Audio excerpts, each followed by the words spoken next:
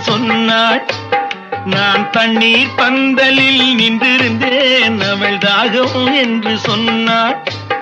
நான் தன்னன் தனியாய் நின்றிருந்தேன், அவள் மோகம் என்று சொன்னாள்.